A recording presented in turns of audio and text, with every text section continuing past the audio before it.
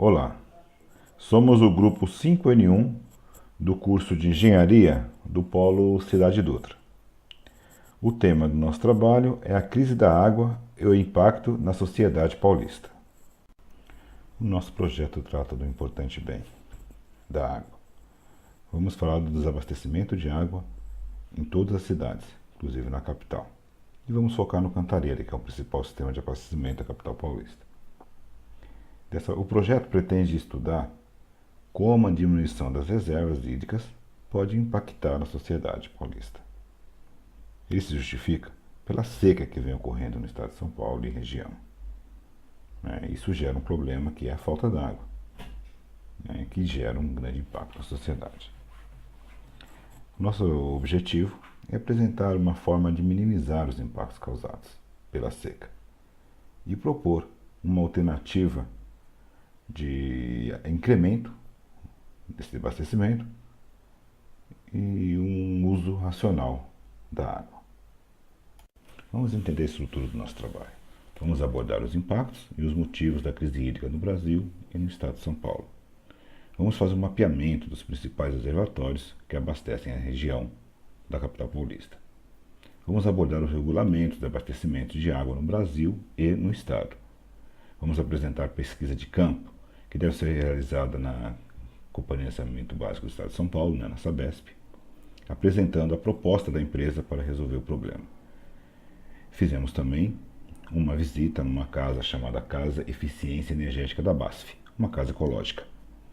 E também foi feito um estudo na minha residência, que é um sistema de captação de águas pluviais, com o intuito de mostrar uma forma de economia de água. Vamos apresentar também um estudo do sistema Cantareira e um projeto de mapeamento de transposição dos rios Piracicaba, Capivaí e Jundiaí, realizado por um consórcio intermunicipal destas bacias, o consórcio PCJ. Principais motivos e impactos da crise hídrica no Brasil e no estado de São Paulo. Segundo especialistas, um dos principais motivos para a redução do volume de chuvas é o desmatamento da floresta amazônica. Em seu mais recente artigo, O Futuro Climático da Amazônia, Antônio Donato Nobre faz uma ressalta ao potencial climático da grande floresta, alertando que o desmatamento pode ser fator crítico para todas as sociedades humanas, pois as chuvas do país e de outros países vizinhos são decorrentes da umidade da floresta. Desde 1970 até 2013, houve um desmatamento de 763 mil quilômetros, o que equivale aproximadamente a 19% da floresta. Uma estimativa feita pelo cientista revela que o desmatamento total levaria a uma redução de 42% do total de volume de chuva. E hoje o estado de São Paulo está enfrentando uma crise hídrica, a maior, já registrada na história do estado. E a gente entende que um dos fatores dessa crise é o desmatamento, esse 19% da floresta da Amazônia que foi desmatado. Descobertas eco-hidrológicas do pesquisador Antônio Nobre. A reciclagem de umidade é a primeira. Trata-se da capacidade da floresta de transferir grandes volumes de água do solo para a atmosfera, por meio da transpiração, e mantém o ar úmido por mais de 3 mil quilômetros continente adentro. Nucleação das nuvens. A segunda descoberta é a transformação de chuvas em ar limpo. As árvores emitem substâncias voláteis, precursoras de sementes de condensação do vapor d'água, cuja eficácia na nucleação de nuvens produz chuvas abundantes, o que torna o ar tão puro quanto o ar sobre os oceanos. De acordo com a teoria da bomba biótica, a transpiração intensa das árvores e a condensação na formação das nuvens provocam um rebaixamento da pressão atmosférica sobre a floresta, que absorve o ar úmido sobre o oceano para dentro do continente, mantendo as chuvas. A bomba biótica de umidade doa água para receber chuva. rios aéreos. O, o quarto segredo é que a floresta amazônica não mantém apenas o ar úmido, mas ela também exporta rios aéreos de vapor que transporta água para as chuvas abundantes que irrigam regiões distantes no verão hemisférico. O dócil rugoso. A região não sofre com catástrofes naturais, como furacões. Por quê? A floresta ajuda a dosar e distribuir os ventos. Os impactos ambientais, sociais e econômicos causados pela estiagem, né? Vamos falar agora um pouco sobre isso. Além dos prejuízos sociais que a falta d'água traz à população, torna-se difícil o desenvolvimento da agricultura, do comércio e da indústria. Um exemplo é a indústria têxtil, que precisa de água para realizar processos de coloração do tecido. Cerca de 50% das indústrias têxteis do país estão em São Paulo. A população, creches, escolas, hospitais, etc., sofrem com racionamento de água. Já os reservatórios de águas correm risco de desaparecer e, junto a eles, a fauna e a flora local.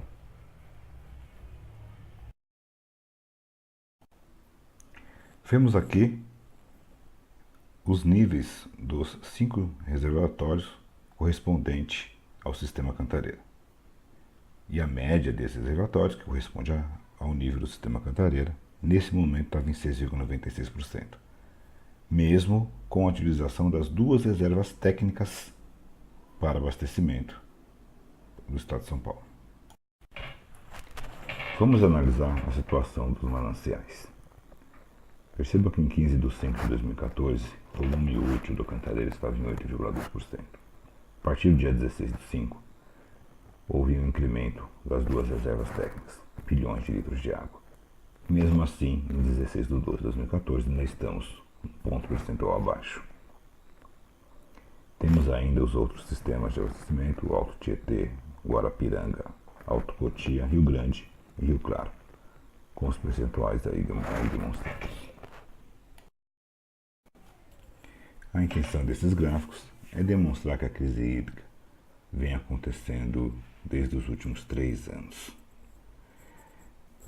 Esses dados foram obtidos a partir da ONS, Operadora Nacional do Sistema Elétrico.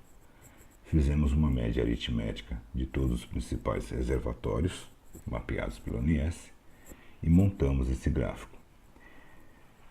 Demonstramos aqui também um gráfico de uma reserva específica, a reserva de Furnas.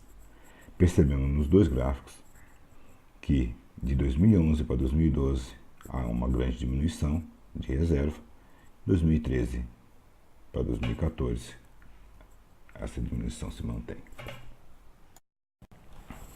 Segundo o geógrafo Mário Mantovani, diretor da SOS Mata Atlântica, a falta de chuva na região centro-sul do país se deve pelo desmatamento da Amazônia.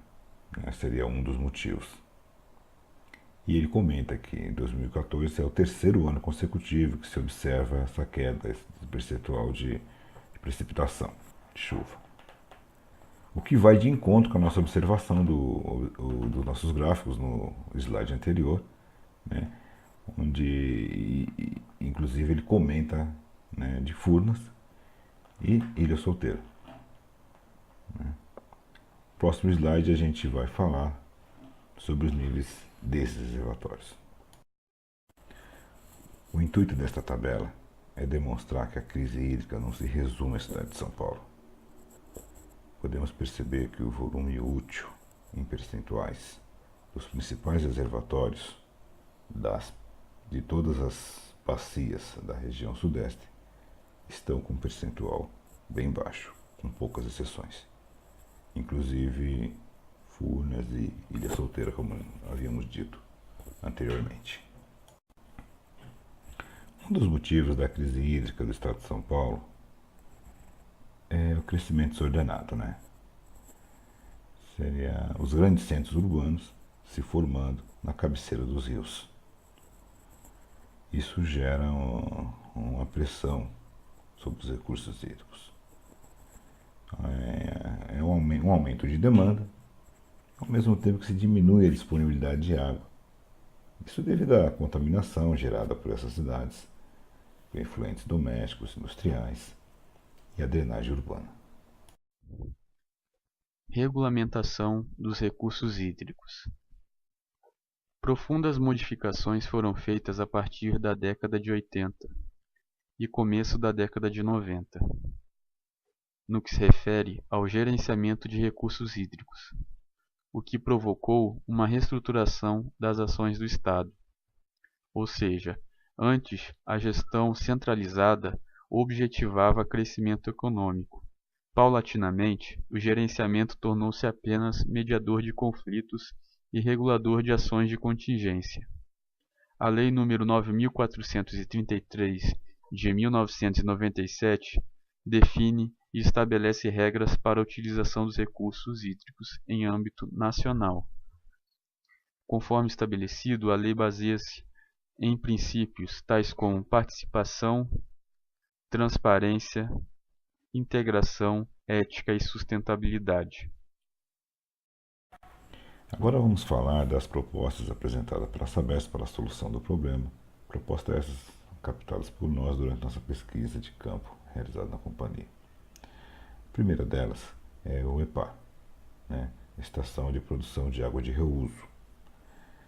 A ideia é tratar o esgoto que antes era jogado in natura na represa, seria tratar esse esgoto. E o esgoto, após tratado, gera uma água de reuso não voltável. Essa água, cerca de 3 mil litros nesse primeiro momento, é devolvida para a represa, aumentando o volume da represa. A água da represa como um todo, sim, é que é tratada para gerar água potável para consumo posterior. Outra proposta da Sabesp é uma PPP, Parceria Público-Privada, Sistema Produtor de Água São Lourenço. O objetivo é assegurar a regularidade no abastecimento com esse sistema. O sistema vai captar a água da represa de Cachoeira do França, em Ibiúna, que é formada pelo rio Juquiá, vai superar aí um desnível de 300 metros de altura, então vai ter que ser construídas estações elevatórias para jogar essa água para cima. Esse desnível da Serra do Paranapiacaba. Vai percorrer aí cerca de 83,5 quilômetros de adutoras. Adutoras são tubulações de água sob pressão, então não é para distribuição, a água corre lá sob alta pressão. Inclusive tem trechos dessa adutora que tem diâmetro de 2,1 metro, então quer dizer, a altura de uma porta. E com essa obra, a Sabesp pretende incrementar 4.700 litros de água por segundo para a cidade de São Paulo. Uma ação mais rápida que está sendo implementada pela Sabesp é o aumento da reservação, A construção de reservatórios, são 29 no total. E ela pretende finalizar esses 29 reservatórios já em março de 2015, quer dizer, daqui 3, 4 meses no máximo. São 169 milhões de reais aplicado aí para aumentar a reservação de água do estado. Outra obra já realizada pela Sabesp é o bombeamento de água da represa Piritiba para a represa de Jundiaí. Posteriormente, essas águas chegam por gravidade até a represa de Itaissupeba, para aumentar o volume disponível de água para a cidade. A segunda pesquisa de campo foi realizada na Casa de Eficiência Energética da BASF, a CASAE. Essa casa é uma casa ecológica, ela conta com um sistema de captação fotovoltaico, para geração de energia elétrica, ela conta com isolamento térmico, isolamento acústico, sistema de iluminação natural.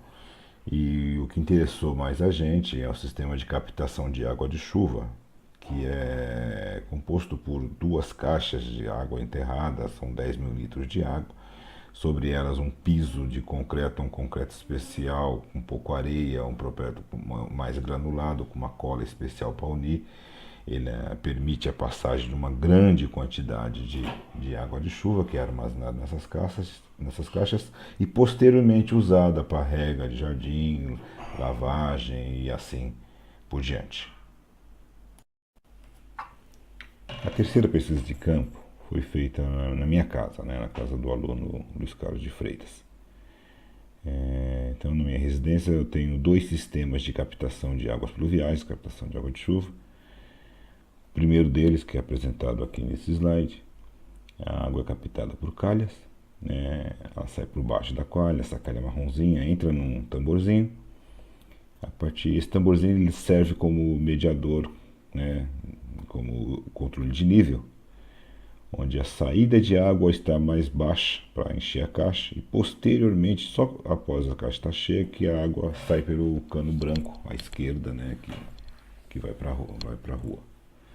Na outra ponta a gente coloquei um cap com uma redinha para não entrar sujeira, e essa água é aproveitada na parte de baixo da casa, sai por esses registros assim, de 1,5 polegada de PVC, para regra de planta e lavar roupa, assim, roupa mais simples, pano de chão, e lavar quintal e assim por diante.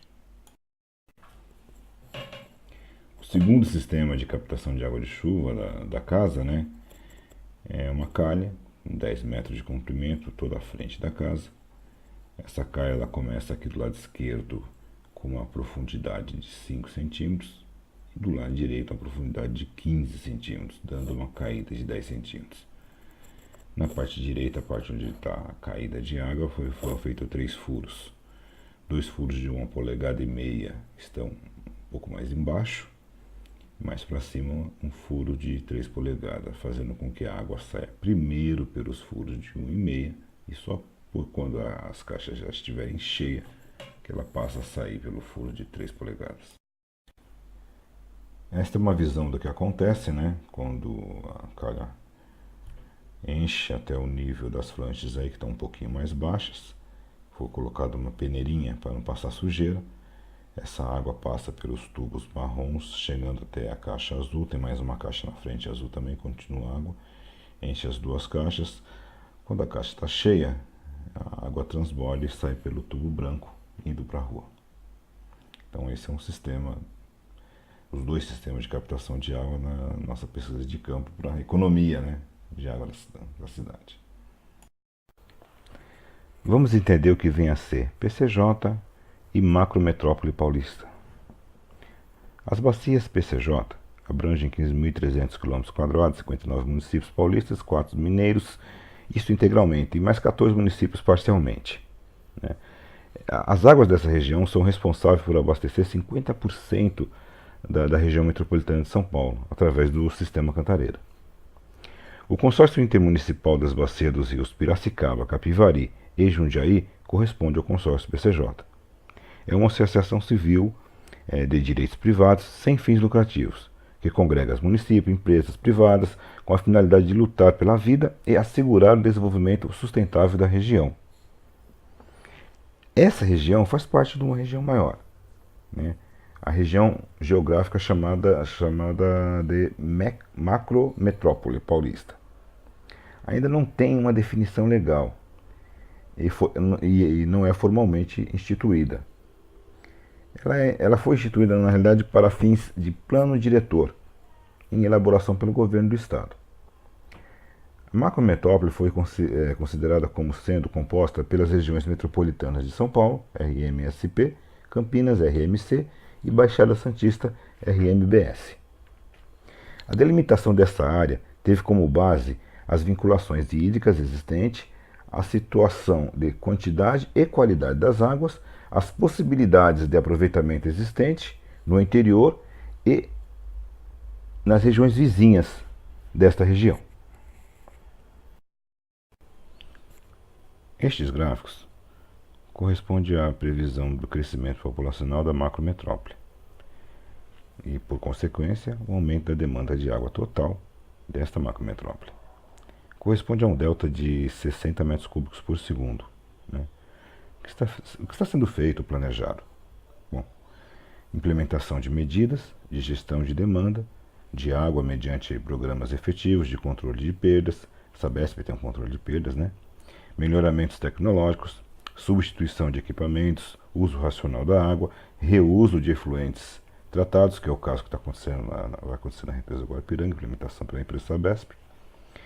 Política de tarifas, que a Sabesp implementou uma política de desconto de tarifas, né? E incentivos fiscais, de forma a reduzir os novos aportes de água para a macrometrópole. Há necessidade também de se aperfeiçoar as ações em curso e propor novas medidas não estruturais, tais como as que visam o controle de uso do solo, reflorestamento, ciliar e a educação ambiental. Vamos entender o que é de competência da Secretaria de Saneamento e Recursos Hídricos, SSRH. O governo do Estado de São Paulo tomou para si a responsabilidade de conduzir tecnicamente os estudos na macrometrópole, pois esta região extrapola a área de atuação de cada uma das secretarias e das demais instituições envolvidas. O papel da SSRH, em conjunto com a coordenação geral da Secretaria de Planejamento e Desenvolvimento Regional, é o de coordenar tecnicamente os trabalhos com apoio de técnicos da Secretaria de Meio Ambiente, do DAEE e da Sabesp, no intuito de programar a necessária infraestrutura de saneamento, recursos hídricos, num horizonte de planejamento de 25 a 30 anos. Em resumo, quais são as principais conclusões sobre a macrometrópole?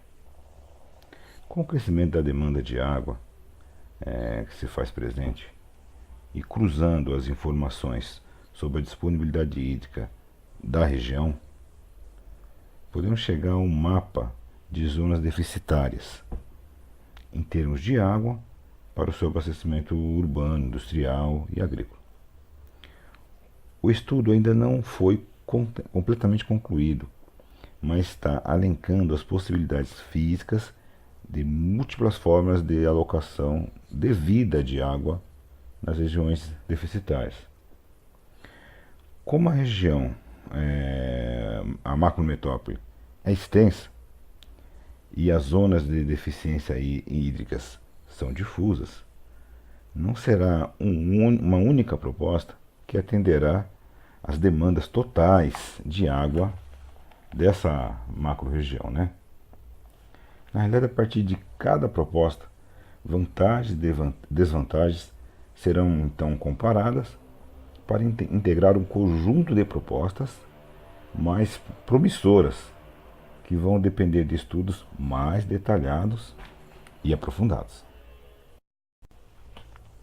Bom, em função de chuva 70% abaixo das médias históricas na região sudeste do Brasil, e com a informação dos climatologistas quanto ao período chuvoso de 2014 e 2015, há a possibilidade de repetição de chuvas insuficientes para atender às demandas. Com essa preocupação, o PCJ entrou com um projeto alternativo de curto prazo para combate a esse estresse hídrico, né? O projeto visa a identificação de fontes alternativas de água. Ele visa, através de imagens de satélite, fazer o mapeamento ao longo das regiões das bacias da PCJ de possíveis fontes de água que estão armazenadas em lagos, represas e cavas de mineração, né, para uso posterior. A identificação das cavas de mineração e reservatórios existentes nas áreas estudadas pelo consórcio do PCJ, a ideia é promover a aclimatação das cavas de mineração. Seria o reflorestamento, né, ciliar, né, com a intenção de afloramento de nascentes no entorno, né. Então esse estudo já foi feito. As áreas que foram estudadas foram a região de Cordeirópolis, Santinho, região de Campinas, ali a região de Itu, né, que está bem seco, Bragança Paulista, né, e são regiões que apresentam problemas com relação ao abastecimento público devido à estiagem, né, atípica que estamos atravessando. Então, quer dizer, através de imagens de satélite foram identificadas possíveis fontes de águas que estão armazenadas em lagoas e cavas de mineração. Concluímos que a crise hídrica do estado de São Paulo é um problema de grandes proporções, que vem se agravando nos últimos 3 anos. A solução desse problema passa por um conjunto de ações a serem tomadas pelo governo, órgãos reguladores, né, seria a regulamentação dos recursos hídricos no Brasil, e sociedade como um todo. A Companhia de Saneamento do Estado de São Paulo, a Sabesp, tem implantado ações de curto prazo para mitigar o problema, tais como a Estação de Produção de Água de Reuso, né, a EPAR, aumento na reservação de água, bombeamento de água da represa Biritiba para a represa de Jundiaí, etc. Assim por diante. Bom, e tem apresentado também um projeto de médio prazo para tratar o problema, que é a PPP, né, Parceria Público-Privada, o Sistema Produtor de Água São Lourenço. Né? Então essas são as atitudes da Sabesp. Entendemos que a curto prazo, para o ano de 2015, o risco de desabastecimento é grande. Daí a importância de se tomar, primeiramente, medidas de curto prazo, como a conscientização da população, incentivo no uso racional da água, aproveitamento de água de chuva, né? Como exemplo, a captação de água de chuva que eu fiz aqui na minha casa, né? Tem também a identificação de fontes alternativas de água, o projeto lá da PCJ que foi apresentado no nosso trabalho, né? E tem medidas ecologicamente corretas, como mostrado no exemplo da Casa de Eficiência Energética da BASF, né? Aquela captação de água de chuva também. Essas são, no caso esses exemplos de captação de água de chuva da BASF, são exemplos já de médio prazo, né? Que ajuda também, ajudaria a solucionar o problema. O que resolveria o problema por um período maior de tempo seria o projeto de mapeamento e transposição dos rios Piracicaba, Capivari e Jundiaí. Esse projeto foi realizado pelo Consórcio Intermunicipal de Bacias, né, o consórcio PCJ, e acompanhado também das obras de grande porte, né, a serem realizadas aí pela Sabesp, lógico, sempre com base em estudos mais detalhados, estudos aprofundados, né, da macro metrópole. Este foi o projeto integrador do grupo 5N1 do Polo Cidade Dutra.